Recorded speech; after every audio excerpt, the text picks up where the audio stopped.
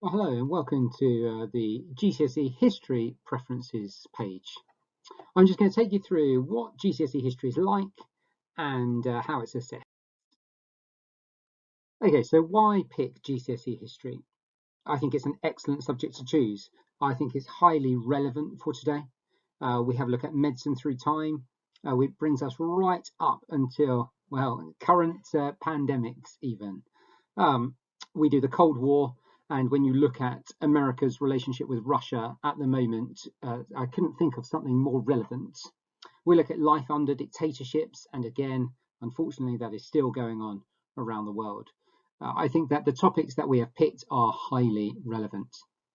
It's also really well respected, much like lots of other subjects, but history is part of the EBAC, which is one of those subjects that the government have said is preferable and that they think is an excellent subject for students to pick. I think it also teaches thoughtfulness, analytical skills, not just knowledge. And also, I think it's just fun. Learning about the past is interesting. Now, okay, why pick GCSE history then in terms of the choices and the options that you will study? You can see here, I've color coded them. There are three separate exam papers.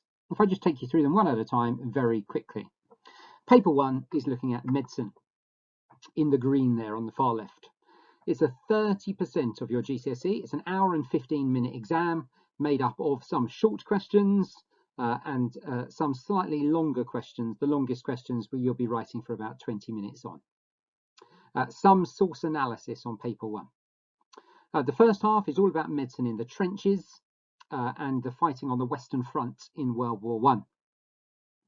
And then the second half of the exam paper is where you do a chronological overview of medicine for about the last 800 years.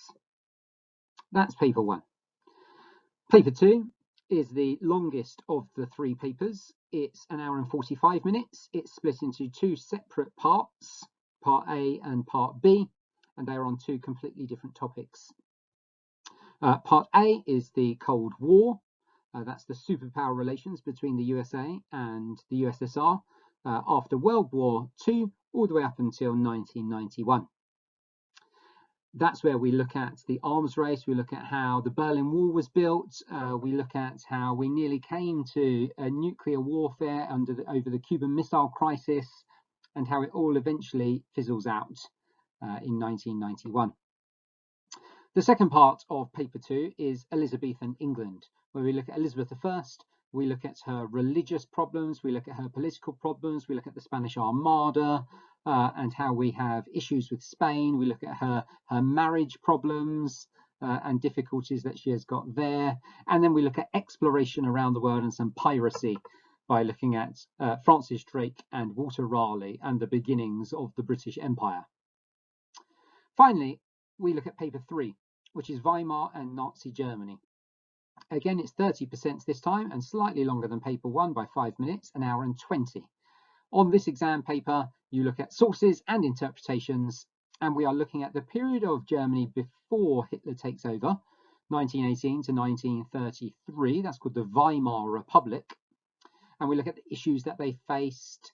We look at how there was a golden age in Berlin at the time from 24 to 29. And then we look at how things start to degenerate, how Hitler takes over, and then we look at how he consolidates his power and what life in Nazi Germany was like. And there is GCSE history.